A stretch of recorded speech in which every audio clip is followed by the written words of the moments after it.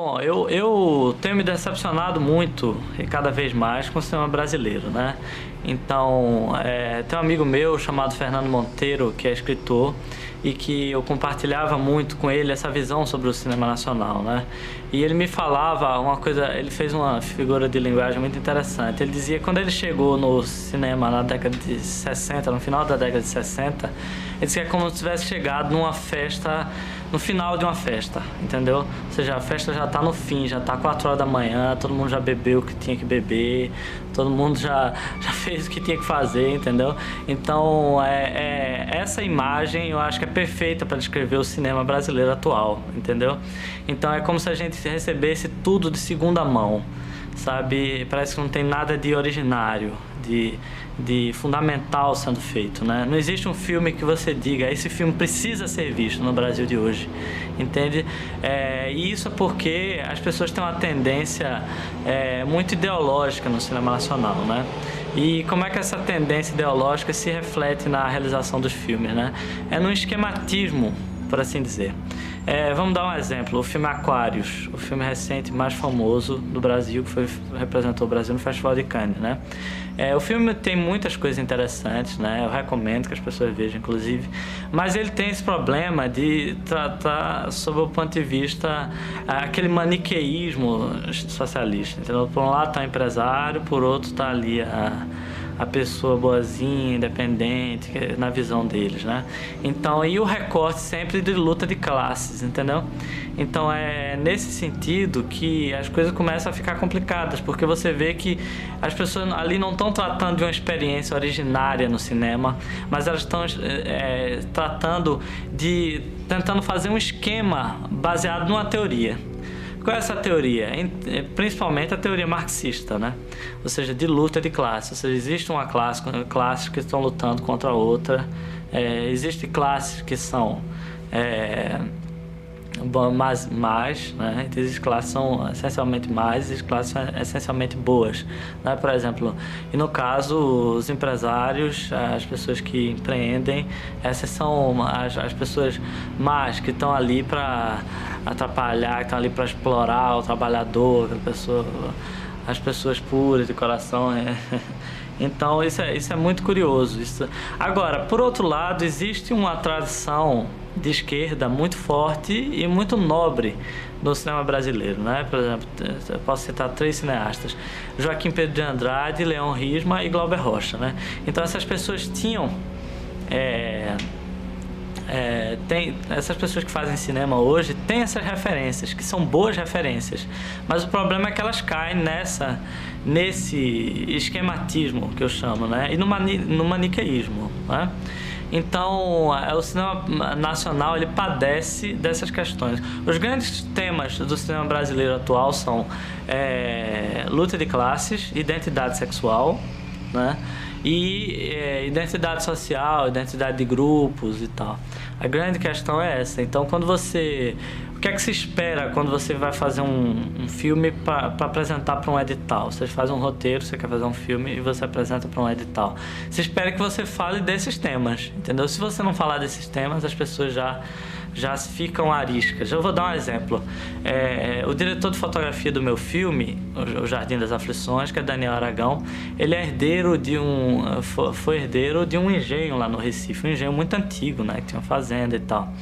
E lá em Pernambuco existe um preconceito muito grande contra os donos de engenho, né? E o engenho dele foi desapropriado pela MST. E ele fez um projeto de longa-metragem, acho que era um documentário de longa-metragem, sobre a desapropriação da fazenda dele. Claro que mostrando o outro lado, o lado dele, o lado de quem perdeu a terra, né?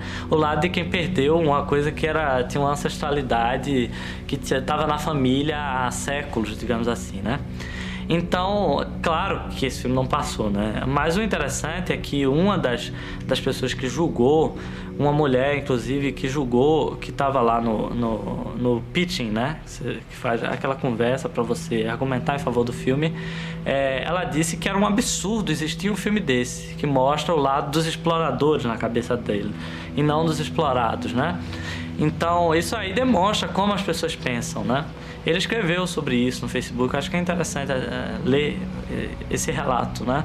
Porque, ou seja, o Cinema Nacional parece que tem temas pré-definidos, entendeu? Então ou você vai por aqui ou você não vai ter dinheiro do governo, entendeu?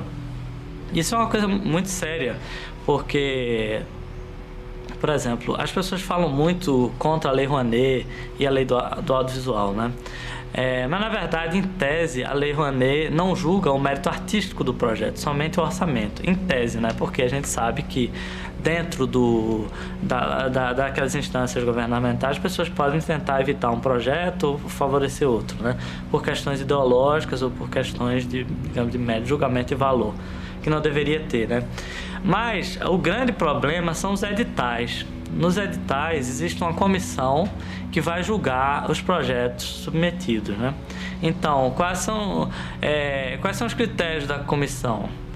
Aí tem lá uma série de critérios teóricos que eles têm que seguir, né? Mas na prática, a questão ideológica vai sempre prevalecer. Por quê? Porque a maioria das pessoas que participa do julgamento de editais são pessoas de esquerda. E não é só de esquerda socialista mesmo, entendeu? Não é esquerda... essa é a tendência. Então, você achar uma pessoa que, nesse tipo de edital, que não seja assim, é raríssimo. Você me perguntar quem faz parte de julgamento de edital e que não é socialista, eu não vou saber dizer. E olha que eu conheço muitas pessoas, né? Então, o critério ideológico vai sempre prevalecer. Então, por exemplo, no meu caso, você quer fazer um filme sobre Olavo de Carvalho. Eu poderia passar 30 anos tentando, submetendo aí, nunca ia passar, jamais, entendeu? Se eu colocasse... só se eu colocasse outro tema e depois com o dinheiro fizesse. Foi assim que Daniel Aragão fez o primeiro longa-metragem dele, né? Boa Sorte, Meu Amor. Então ele pegou esse tema que seria o documentário e ele chegou e transformou num filme de ficção e ali, transfigurado, né? Ele conseguiu aprovar e conseguiu fazer. Agora, mas se você chegar diretamente, é impossível, porque a questão ideológica vai sempre prevalecer. O que é uma questão seríssima, porque veja bem, o que é que está acontecendo no Cinema Nacional atual, nos últimos anos, durante o governo do PT? Existe uma seleção, uma pré-seleção dos temas que são permitidos e dos temas que não são permitidos.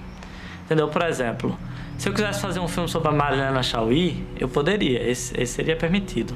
Mas se eu quisesse fazer um filme sobre... Não precisa nem ser Olavo, não precisa ir tão longe, não. Mas se eu quisesse fazer um filme sobre o Danilo Gentili, aí eu não conseguiria. Porque ele está taxado como direitista e todas aquelas pessoas são de esquerda. E veja bem, a grande questão é a seguinte. Nos últimos anos do Brasil, principalmente no começo do governo Lula, houve um incentivo muito maior ao financiamento de cultura de uma forma geral. Então imagine milhares e milhares e milhares de pessoas que não trabalhavam propriamente com produção cultural e que eram, por exemplo, jornalistas ou publicitários, que começaram a trabalhar com aquilo por causa do aumento do financiamento, do montante de recursos, né?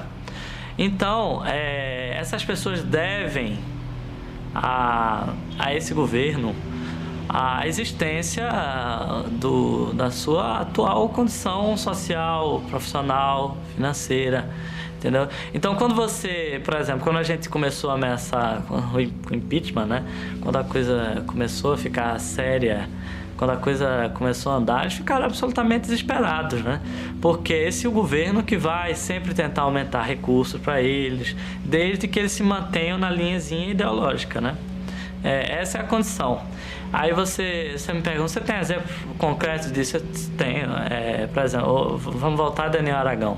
Daniel Aragão era um cineasta, fez 2 longa-metragens, inclusive premiados internacionalmente, elogiados pela crítica, né? Fez curtas-metragens que também circularam o mundo e esteve no cinema pernambucano, convivia diariamente com aquelas pessoas que são todas de esquerda, né?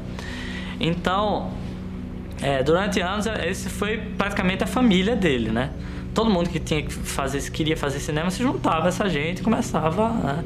Ali você aprende, um ajuda, um passa o orçamento pro outro, você manda pro edital e tal. Pois bem, quando ele resolveu participar do Jardim das Aflições, disseram, olha, você Não Vai, que é o meu filme, tá sob o Olavo de Carvalho, né? Que é um tema proibido por esse tipo de edital, né? Não passaria nunca. Então disseram para ele, olha, você toma muito cuidado, você nunca mais vai trabalhar, isso é um reacionário, se você se meter com esse tipo de pessoa, você vai se dar mal, entendeu? E ele foi lá e fez o filme, e foi de fato isso que aconteceu, ele foi expulso do meio artístico, as pessoas ignoravam ele, entendeu? Começaram a falar mais mal do que já falavam dele e tal. E ele teve que se exilar nos Estados Unidos e agora está no Canadá, entendeu? Ele não pode vir para o Brasil, porque aqui ele não pode trabalhar. Entendeu? Então é uma coisa seríssima, né?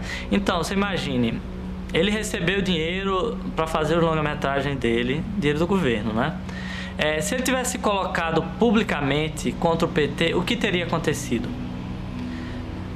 E engraçado que eu já notava isso, que ele não compartilhava dessas ideias, mas ele não podia falar.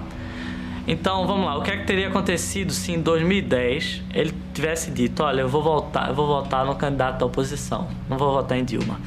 O meio artístico teria renegado ele nunca mais teria aprovado um edital, e os filmes dele nunca mais passariam nos festivais brasileiros. Ia se espalhar que ele era um reacionário, e isso significa uma coisa muito ruim, que ele era direitista. Veja bem, para essas pessoas, para você ser direitista, você não precisa nem se considerar direitista, basta você ser contra o PT, né? Se você for de extrema esquerda, entendeu? Se você for contra o PT, aí você vai ser de direita para eles, entendeu? Então, aí você, por essa historinha de Daniel, você entende como as pessoas estão amarradas ideologicamente a esse financiamento público de cultura, né? Ou seja, se você falar contra, você está expulso do meio, entendeu? Na prática, o cinema brasileiro é tão estatizado quanto o cinema soviético, né? E aí, gostou do vídeo? Antes de fechar, eu tenho um recado muito importante. Em algum lugar desse vídeo aqui, não sei se é aqui ou aqui, tem uma playlist com os outros trechos do Brasil Paralelo. Basta clicar e você terá acesso aos outros conteúdos do Núcleo de Formação Brasil Paralelo e da nossa assinatura anual. Em algum desses lados também é o ícone para você se inscrever em nosso canal. Lembrando, isso é extremamente importante. Vamos chegar a 1 milhão de inscritos. Só conseguiremos se você se inscrever e compartilhar nosso material. Nos vemos no próximo vídeo. Muito obrigado!